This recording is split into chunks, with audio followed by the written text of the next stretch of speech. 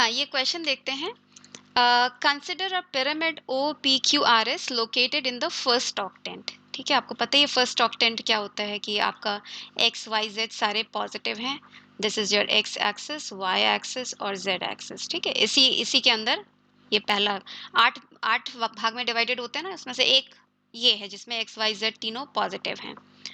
फिर ओ is the origin. ठीक है, and OP and OR are along x axis and y axis। ठीक है, the base OPQR, ठीक है, of the pyramid is a square with OP is 3।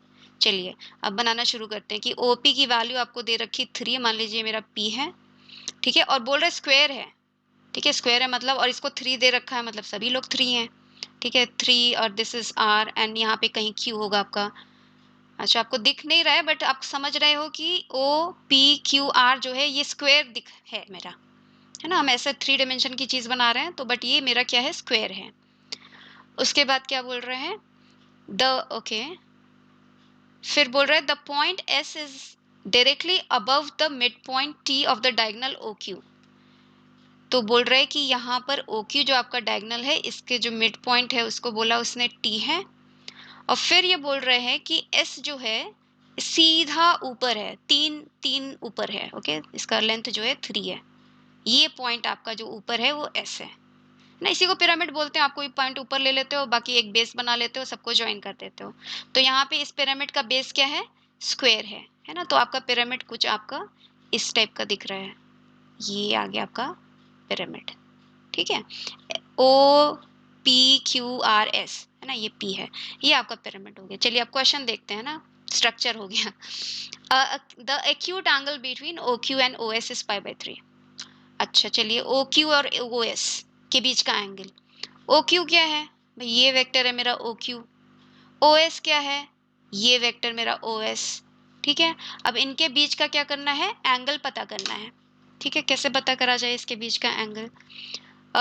O S vector पता है आपको, इसका कोऑर्डिनेट पता है, बताइए। ये इसका पी का कोऑर्डिनेट क्या है, 300। आर का कोऑर्डिनेट बताइए, 030। स्क्वायर है ना, सो तब 3 3 है, तो क्यू का क्या हो जाएगा, एक्स 3 है, वाई 3 है, जेड 0 है। टी का बताइए, टी का मिड पॉइंट है ना, ये 3/2, एक्स 3/2 है, वाई 3/2 है। सो है तो ये एक्स वाई प्लेन में, सो 3/2 3/2 0। एस का बताइए, 3/2 3/2 एंड व्हाट एल्स 3। सबके कोऑर्डिनेट पता है ना, तो वेक्टर पता करने में कोई दिक्कत नहीं है। तो अगर आपको ओ एस और ओ क्यू के बीच का एंगल मान लीजिए वो अल्फा है, अगर अल्फा पता करना है तो आप क्या करते हो, cos of alpha. Cos of alpha will be O S vector dot O Q vector divided by modulus of O S dot O Q. ठीक है, चलिए बताइए ओ एस वेक्टर क्या है ना, पता चल गया, ओरिजिन है ना। तो ओ एस वेक्टर कुछ नहीं है, बस 3/2i plus 3/2j plus 3k। ठीक है, और ओ क्यू बताइए, सिंपल है ना, ये वेक्टर 3 3 0 है, so 3i plus 3j। Okay, divided by modulus of O S बताइए, what is modulus of O S. Modulus of O S ये डिस्टेंस है ना, ये डिस्टेंस, व्हाट इज दैट, √3/2 या 3/2 होल स्क्वायर 9/4 प्लस 9/4 प्लस 9 है ना, 0 से डिस्टेंस निकाल रहे ना। ओके, सो मे बी 9 को आप बाहर निकालो, 3 आ गया, अंदर आ गया √1/4 प्लस 1/4 प्लस 1 3/2, ये आ गया आपके पास। ठीक है, अब सिमिलरली आप इसका भी निकाल लीजिए, ओ क्यू का, what is my O Q. O Q निकालिए, इसका डिस्टेंस है ना, वैसे भी आप दिख रहा है स्क्वायर का डायगोनल है ना, ये स्क्वायर जिसके साइड्स 3 हैं उसका डायगोनल है, तो ज़्यादा कुछ करने की ज़रूरत नहीं है, आपको पता ही ये 3√2 होना चाहिए, √3² प्लस 3² है ना। तो यहाँ पे लिख लेते हैं सारी वैल्यूज, 3√√3/2 इंटू 3√2।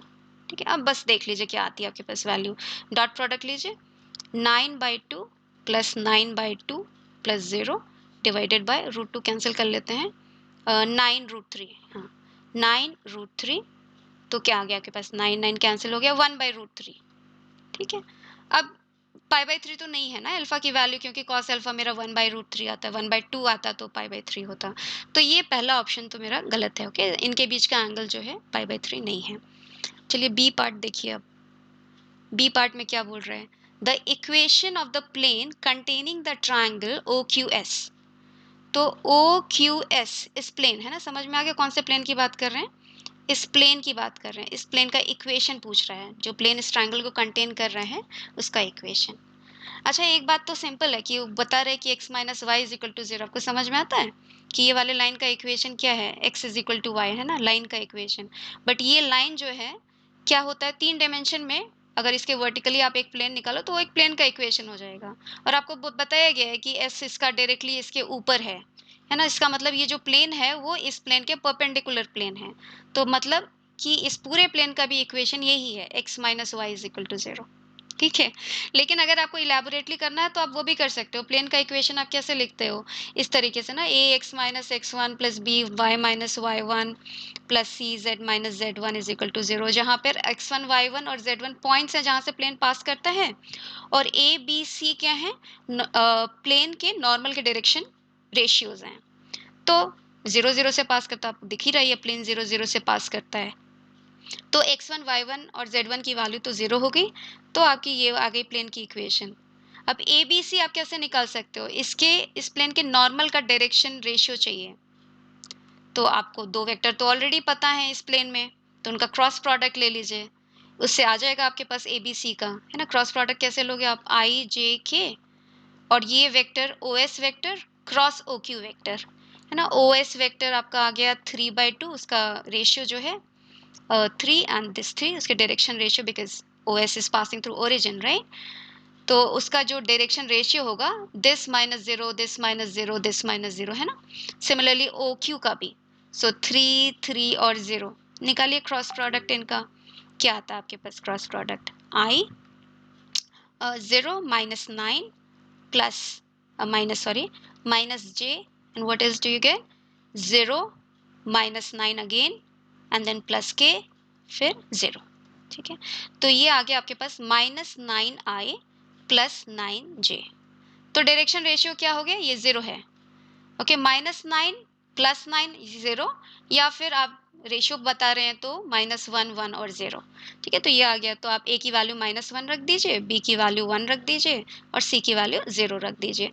तो ये आ गया आपके पास, है ना। तो दूसरा ऑप्शन सही हो गया, जो कि हम पहले भी सोच रहे थे सही होना चाहिए। ओके, चलिए अब तीसरा देखते हैं।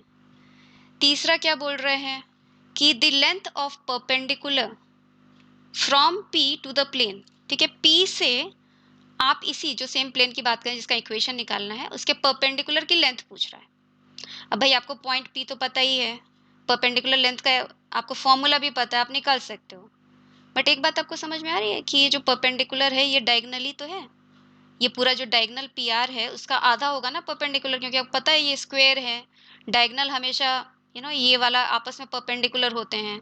तो बेसिकली ये डायगनल का आधा लेंथ है ना। डायगनल आपको पता है स्क्वायर है 3 साइड्स का, तो डायगनल 3√2 है, उसका आधा 3/√2 होता है। ठीक है, तो चाहो तो यहाँ पे डायरेक्टली लिख लो कि ये 3/√2 होना चाहिए, जो कि ये ऑप्शन सही बोलता है। या फिर आप वैसे चलना चाहो तो किसी पॉइंट से प्लेन का परपेंडिकुलर का लेंथ का फॉर्मूला तो आपको पता है, आप निकाल सकते हो। एनीवेज, तो ये तो आगे नहीं करेंगे, हम डी पार्ट देख लेते हैं, लास्ट वाला। The perpendicular distance from O to the straight line containing RS, ये वाली लाइन। ठीक है, O से आप परपेंडिकुलर डाल रहे हो, उसका लेंथ पूछ रहा है डी पार्ट में। तो भाई लाइन RS पे आप परपेंडिकुलर डाल रहे हो, उसका लेंथ पूछ रहा है, तो अब तो हमें काम करना पड़ेगा, है ना। इस लाइन का इक्वेशन लिखना पड़ेगा, फिर हम दिखाएंगे कि O से उस लाइन पे परपेंडिकुलर लेंथ क्या है। करा जाए काम। चलिए, इसका क्या वेक्टर फॉर्म में भी लिख सकते हैं, सिमेट्रिक फॉर्म में भी लिख सकते हैं आरएस का इक्वेशन। हम सिमेट्रिक फॉर्म में लिखते हैं। ओके, तो x माइनस, है ना, इस पॉइंट से पास होता है r से, तो 0 डिवाइडेड बाय इस लाइन का डायरेक्शन रेशियो बताइए। इस लाइन का डायरेक्शन रेशियो आरएस का 3/2 माइनस 0 3/2, 3/2 माइनस 3 माइनस 3/2 और 3 माइनस 0 दैट इज 3। और अगर इसी को हम लाइक रेशियो चाहिए ना हमें, तो हम ऐसे भी लिख सकते हैं 1 - 1 और 2, है ना। तो इस लाइन का डायरेक्शन रेशियो मेरा क्या आ गया, 1 - 1 और 2।